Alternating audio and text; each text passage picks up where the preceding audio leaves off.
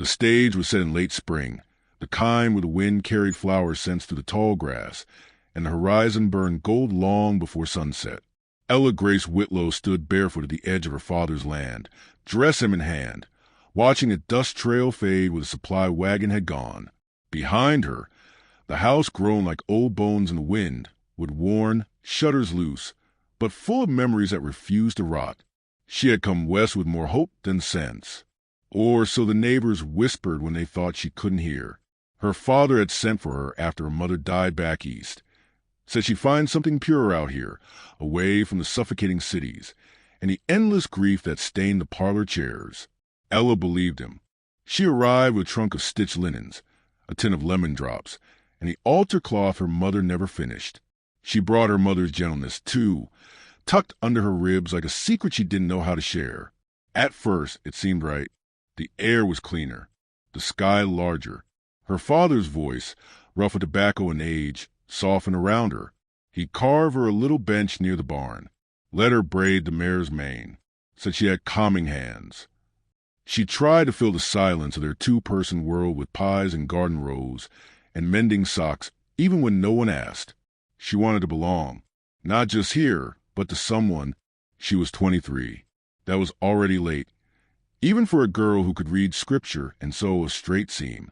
That someone, her father thought, might be Lucas Rayburn, the rancher's son from property 2 hills over. He'd started visiting on Sundays, not with flowers, but with fence nails and leftover flour. He spoke little, tipped his hat when he left. Ella didn't mind his quiet. In fact, she leaned into it, thinking maybe still waters really did run deep. Maybe he'd ask. Maybe she'd say yes. But there were other kinds of silences out here, too, dangerous ones, like the one that stretched between the settlers and the Apache. That spring, tension crackled through the valley like dry twigs underfoot. A horse went missing. A barn burned. No one said the word raid, but everyone sharpened their rifles and watched the tree lines like they expected ghosts to emerge. Ella didn't understand it all. She only knew the nights grew louder with wind, and her father started sleeping with a rifle beside the bed. Then came the night of the gathering at Miller's Bluff. A church picnic, they called it, but it was half fear and half fellowship. Men talked in low tones while women served cornbread and stew. Children ran in tight circles, kept close like hens during a storm. Lucas stood beside her, hat in hand, eyes scanning the hills even as she offered him a slice of rhubarb pie. "You think it'll get worse?" she asked. He didn't look at her, just said, "We'll hold the line." That was the last full sentence he ever gave her. 3 days later, it happened. A strange quiet settled on the valley that morning, as if the land had paused its breath. Her father was out checking fences. Ella was on the porch, needle in hand, altar cloth on her lap. She just finished a corner of roses when the sound came, first like wind, then thunder, then something she couldn't name. Hoofbeats. Not one. Many. Fast. She stood, the cloth slipping to the floor. In the distance, horses appeared, lean figures against the sky, riding hard from the south. Dust rose behind them like fire. Ella froze. The barn door creaked. The chickens screamed. Then gunfire. She ran, not away, but toward the barn, calling for her father. But he wasn't there, just a horse kicking in terror and a pitchfork on the ground. Before she reached the fence, 2 riders peeled off and came toward her. One shouted something, words she didn't understand. She tried to duck, to scramble back, but one was already beside her. He didn't shoot, didn't strike. He simply grabbed her, lifted her clean off the ground like a sack of grain, and threw her onto the back of his horse. Her scream died under the thunder of hooves. They didn't blindfold her at first. They didn't need to. She was too stunned to run, too wind-tangled and terrified to think. The warrior who took her was young, no older than Lucas. His face was painted, but not cruel. He didn't speak, just rode hard. She held to the saddle horn with blistered hands, her breath ragged, dress torn at the hem. They rode until the sun dipped low, then into a ravine where firelight flickered. More Apache waited there. Not dozens, not an army, but enough. She was shoved from the horse, not roughly, but firmly. A ring of eyes followed her as she stumbled, some curious, some angry. One woman spit near her feet. A man in eagle feathers stepped forward, older, commanding. He spoke in a language Ella didn't know, but she heard one word again and again: payment. They didn't kill her. That was the strangest thing. No ropes, no chains, just eyes, watching, waiting. Night fell. The sky wheeled overhead like some indifferent god turning his back. Ella curled beneath a ledge. Her hands still smelled like soap and pie crust. The altar cloth was gone. She listened for Lucas, for her father, for any sign that someone would come. But no sound came. Only coyotes in the distance and a low chant from a nearby fire. She was alone. That first night broke something in her, not with violence, but with silence. The kind that makes a girl realize she's been left behind, that no one's coming. She pressed her palms to her face and tried to cry, but even her tears felt stolen. And somewhere beyond the firelight, the warrior who took her sat with his back turned, sharpening a blade that glinted red under the moon. She awoke to whispers and smoke. The Apache camp stirred around her like a restless tide, boots thudding, children laughing sharp and sudden, dogs barking at wind. Ella didn't move. She lay curled under a buffalo hide someone had thrown over her in the night, still half covered in the dust of her own terror. No ropes held her. No one stood guard. And yet she knew this wasn't freedom. Every time she sat up, voices stilled. Every time she looked someone in the eye, heads turned away. She didn't speak. Not at first. Her tongue felt too heavy for words, her breath too fragile to form them. The warrior who had taken her, him they called Coda, rarely looked her way. He moved like a shadow, silent, clean, efficient. He didn't touch her, didn't speak to her. But each day, food appeared, flatbread, smoked rabbit, sometimes only water, and she understood it was from him. The camp watched, especially the women. One old woman hissed as Ella passed, making a gesture like spitting bad spirits. Another snatched her own child back by the arm when Ella got too close. The message was clear. She wasn't wanted, not as a prize, not as a captive, just a problem no one knew what to do with. Still, she stayed upright, ate what was given, brushed her hair with her fingers. When the bread was too hard to chew, she soaked in water. When her shawl tore at the seam, she stitched it with pine needles and horsehair. Every small act was a fight against disappearing. On the third night, she noticed a girl. She couldn't have been more than 20. High cheekbones, long black braid, eyes like storm clouds. She never spoke, but she watched Ella, not like the others, not with disgust, with sadness, maybe, or guilt. The girl left things, quietly. A worn blanket one morning, a sprig of wild sage tucked beside a water skin. Then one evening a carved bird, its wings folded close, eyes shaped from dark stone. Ella turned it over in her hand for an hour before she realized it was a message. Someone saw her. Someone remembered she was human. She clutched the bird tight that night and dreamed of her father's voice reading psalms aloud over the fire. The next morning, Coda entered her space for the first time in days. He carried a bag, leather, stitched well, and dropped it at her feet, a bundle of fabric inside. He motioned once. Put it on. The dress was Apache made, soft, worn, beautifully beaded, but foreign to her fingers. She hesitated. When she looked up, he was already gone. Later that day, 2 riders returned to camp from the north. Their horses were lathered, their faces grim. Voices rose around the fire. Arguments. Fingers pointed toward Ella's tent. The word trade hissed across the circle. She didn't understand the language, but she understood tone and desperation. She was to be traded for what she didn't know. Weapons, maybe, or territory. Whatever it was, she wasn't a girl anymore.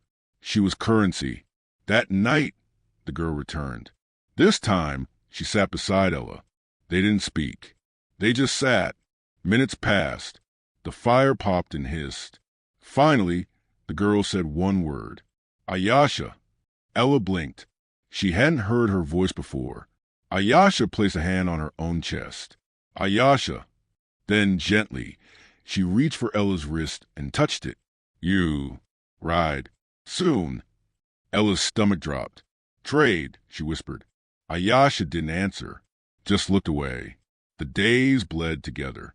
The world shrank to the sound of flint striking stone, the scrape of bowls, the softest of cottonwood leaves. Coden never returned. The men avoided her. The women glared. Only Ayasha remained. And the boy, he appeared on the fourth day, all elbows and anger, drawing animals in the dirt with a stick. He didn't speak either, just scowled. But when Ella knelt nearby and traced a bird in the dust, he didn't stop her. They sat that way for hours, drawing side by side. His name was Sani, she learned, Ayasha's younger cousin. One evening, Sani left her scrap of jerky and pointed north. Ella didn't know what it meant until Ayasha returned that night, face pale, eyes hard. They trade you tomorrow. She said it like it hurt her mouth to form the words. Why are you helping me? Ella whispered. Ayasha stared into the fire. My sister, taken years ago, never came back. Ella understood, and she didn't.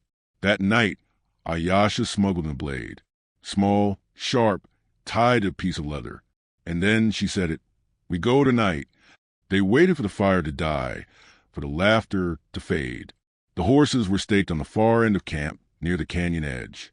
The moon was thin, the sky clear. Stars blinked like warning eyes. Ayasha carried only what she could hide under her shawl. She handed Ella the blade, then 2 strips of dried meat.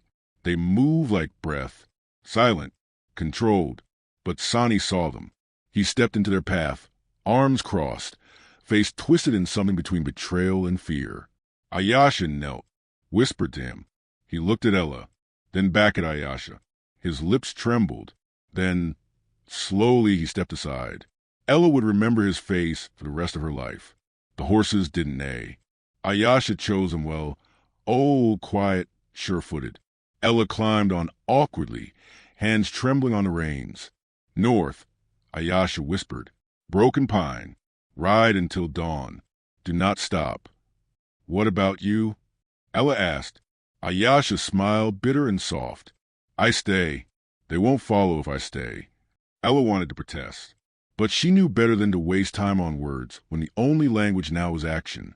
She gripped the reins, nodded once, then kicked the horse. The wind rushed against her like a scream. She didn't look back. Behind her, Ayasha faded into the dark, already forgotten by the sleeping camp. The trail was narrow. Rocks sliced at her legs. Branches tore at her sleeves. But she didn't stop. Not when hoofbeats thundered through ravines. Not when owls shrieked overhead. Not even when she nearly slid down a slope into dry creek. By the time dawn touched the sky with ash and fire, her horse stumbled into a meadow thick with mist and silence. The broken pine stood ahead, leaning like a man in mourning. She slid off the saddle, fell to her knees, and wept, but only for a moment, because the fight wasn't over. And neither was she. The broken pine stood as promised, half dead, leaning into the wind as though bracing against time itself. Ella tied the horse loosely to a nearby branch and stumbled into the mist with cracked lips and bloodied palms. Her breath came in shallow bursts. Each step was a dare against collapse. The air smelled like wet earth and pine sap, clean but sharp. Somewhere nearby, a bird cried out, startled by her presence. She didn't know where she was, only that it wasn't death. That had to count for something. Hours passed, then a full day. She drank from a narrow stream, ate 1 strip of meat, and found shelter under a split rock formation where the wind couldn't reach. When night fell, she clutched her shawl to her shoulders and whispered Ayasha's name to the stars, unsure whether it was a prayer or a farewell. By the second morning, her body betrayed her. Fever, dizzy, she couldn't tell if the figure on horseback was real. He approached slowly, hat low, rifle strapped across his back, not pointed. A scar split his cheek. His eyes were the color of wet stone. Ella tried to stand. He dismounted without a word, knelt beside her, and pressed 2 fingers to her wrist. Still alive. She flinched when he lifted her, but he said nothing, just carried her to his horse, wrapped her in his coat, and rode. His name was Elias Navarro, half Apache, half Mexican, a blacksmith and farrier, known to some, trusted by a few. He had a forge just outside Clearwater, a town that barely blinked on maps but bore more secrets than the city. He didn't ask what happened, didn't ask who she was. He simply let her rest in the back room of his shop, where the scent of iron and cedar masked her nightmares. On the third day, she found bread and broth beside her bed. Her fever had broken. Her fingers trembled when she reached for the spoon, but she didn't spill a drop. The fourth day, she walked to the threshold of the shop and watched him hammer a horseshoe into shape. Sparks danced around his boots like wild fireflies. She said nothing. Neither did he, but he left the stool near the anvil the next morning. She sat. Each day after, a small thing changed. A folded quilt left where the morning light fell just right, a comb beside a basin, a spool of thread on a bench near her hand. She began sewing again, not altar cloths, just plain repairs. A torn saddlebag, a ripped shirt sleeve. The rhythm returned to her fingers, and with it, a sliver of self. Elias noticed. Quietly, he offered nothing more than space and small kindnesses. Bread, warm tea, a nail hammered where she could hang her shawl. Then came the moment she couldn't mend. Her dress sleeve had ripped at the shoulder. She held it up in the lamplight, hands shaking. He took it gently, didn't speak, just carried it into the other room, and returned with shirt his own, a soft flannel, clean but worn. She stared at it like it was a confession. He said only, "It's warm." She wore it the next morning, and every morning after that. Clearwater was a town of watchers. They whispered before they spoke, but Elias had no interest in their approval. When Ella walked to the general store, heads turned. When she bought flour with her own coins, a woman sneered. She didn't respond. She had survived worse than gossip. One afternoon, she found a small book on the workbench. Poems. No name written inside. Just a note. Found this on the trade wagon. Thought, maybe you'd read it better than I would. It wasn't signed. She read it cover to cover that night, and the next morning recited one aloud as Elias pounded metal behind her. He paused, just for a breath, then kept hammering. That was how they grew, in pauses, in glances, in unsaid things.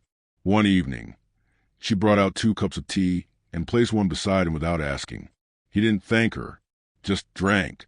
Another night, he came in with a hand bleeding from a forged spark. She cleaned it with warm water. He winced but didn't pull away. Their silences became comfortable. Then came the first frost. The sky turned glassy and cold. Breath showed in the mornings. She began baking again, biscuits, mostly. Her hands remembered the steps, even when her heart still stumbled. She left one wrapped in cloth on his workbench. The next day, she found a carved wooden bird sitting on her windowsill, its wings folded, its eyes dark stone. She didn't cry. Not then. Just held it to her chest and whispered thank you to the wind. That night, she stood at the forge door, watching Elias sharpen the blade. His movements were methodical, measured. She stepped closer. "I never said thank you," she said. He looked up, wiped his hands. "You don't owe me anything." "I know." They stood in silence. He said, softly, "They talk, you know, in town." "I know," she repeated. "Does it bother you?" She shook her head. "Not anymore." Another long pause. Then he said, "I never asked what happened. I figured you'd tell me if you wanted." She stared at the coals glowing in the forge. Her voice was low when it came. "I was taken, then saved, by someone who wasn't supposed to help me." He nodded, waited. She added, "And now I'm learning how to be seen again." This time he stepped closer. "I see you," he said. "Have since you walked into that mist." Her breath caught. "I'm not who I was," she said. He replied, "Good." He didn't reach for her hand, didn't lean in. He just stood beside her, letting silence say what words couldn't yet. But in the space between them, something shifted. The next day, she found a small bench placed outside the forge, just wide enough for 2. Which city are you watching our video from? Please leave a comment. Please subscribe to the channel as well. Thank you. Now let's move on to the story. Snow came early that year, not in heavy drifts, but in gentle, warning flurries that dusted rooftops and softened boot prints before morning sun could erase them. Clear water turned quiet under the gray sky, like the town was holding its breath. Ella watched from the forge window, shawl drawn tight, tea warming her hands. She had grown used to silence, but now it was a choice, not a sentence. Each morning, she stood a little taller. Each errand in town was a thread pulled back into place. She was no longer the girl who arrived in rags, clutching a stolen horse and a fevered memory. The stares still came, but they slid off her like snowflakes on stone. Women who once whispered behind lace-gloved hands now nodded in brief acknowledgement. Children followed her to the edge of the general store, hoping she'd hum again the tune she sang while counting apples. She never spoke of the camp, never told them how Ayasha's face looked when she vanished into darkness. Some things were sacred, some names too costly to say aloud. But Elias knew, not the details maybe, but the weight. He moved through her world without asking to own it. That alone was reverence. The town was preparing for the winter harvest festival. Nothing grand, just lanterns strung from pine poles, sweet cider, fiddles that always played slightly out of tune. A dance was planned for the last day, hosted in the old church barn. It had stood since the first claim was staked and leaned just a little more each year, but it still held joy in its beams. Ella baked 4 pies, 1 apple, 2 peach, and one she filled with crushed nuts and honey, a recipe her mother used to whisper over while stirring. She tied a blue ribbon in her hair. Not bright, not bold, just enough to remind herself she was still becoming. Elias arrived late to the festival. Boots scuffed, shirt sleeves rolled, carrying a carved box he left beside the pie table, without explanation. She didn't open it until later, when the fiddlers played their 3rd song and the scent of sawdust mixed with cinnamon. Inside, nestled in cotton, was a silver pendant in the shape of a feather, delicate and strong. He had forged it, that much she knew. But it wasn't a gift.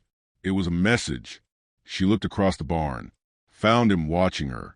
Not waiting, watching. And something in her shifted. She crossed the floor slowly, weaving between couples and laughter. When she reached him, she held out her hand. "You didn't dance last year," he said. "You didn't ask last year," she answered. He took her hand. His was warm, calloused, steady. They danced without flourish. Just a slow, turning rhythm beneath lantern light and shadows. Her head fit against his shoulder like a memory returned. His fingers rested against her back with reverent care, like he was holding something not fragile, but worthy. People noticed. Of course they did. But this time, no one turned away. No one whispered. No one dared. When the music slowed, he didn't let go. "I had a dream once," she said, barely above a whisper. "Back when I still thought dreams came true. I was married in a dress with blue flowers, and my mother stood beside me, alive and laughing. I never had that." He looked down at her. "Do you still want it?" She nodded, slowly. Not the dream, but something real, something kind. He didn't ask what she meant. He only said, "Then stay." "I already have." That night, under a harvest moon swollen and pale, he walked her home. She held his arm. They didn't speak of what came next, but both knew. The next Sunday, she wore the feather pendant to church, sat beside Elias on the last bench. No one blinked. No one whispered. After the service, the preacher's wife came over, holding out a small cloth pouch. "For the forge," she said, "in case she's baking near the coals." It was an apron, hand-stitched, lavender thread. That afternoon, they hung it beside his work apron. A pair at last. When spring returned, they planted corn near the forge. She turned the soil while he marked the rows. And when she laughed, really laughed, he looked up like the sun had returned early. She never spoke of her rescue again. But each night before bed, she ran her thumb over the carved bird beside her pillow. The one Ayasha gave her. The one she carried through fire, through snow, through the silence of being forgotten. Sometimes Elias would touch her hand as she did. She'd be proud, he'd say. One morning, as robins called through the valley, she found a child waiting near the gate. Sonny, older now, taller, eyes still fierce. He said nothing, just handed her a folded cloth and turned to leave. Inside the cloth was a single beaded band Apache made. A message. She sat down on the porch, heart pounding. The bird, the feather, the band, pieces of 2 lives, held in one body. And then, softly, she spoke to the sky. I remember you, Ayasha. I carry you. Ella Grace Navarro never became a storybook heroine, but the town remembered her pies. Her voice, the way her laughter softened even the most bitter of hearts. She became the woman girls whispered about in awe, and boys feared just enough to behave. And when they asked how she'd come to Clearwater, she always smiled and said, by fire and by mercy. If the world forgets you, if it names you only by your darkest hour, remember her, the girl they took, the woman who returned, and the Apache soul who broke tradition to give her back to the world. If they ever say you're too much or too late or too wounded to be loved, remember her name was never carved on a grave. It was sown, gently, into the life she chose to live. And she was seen, fully,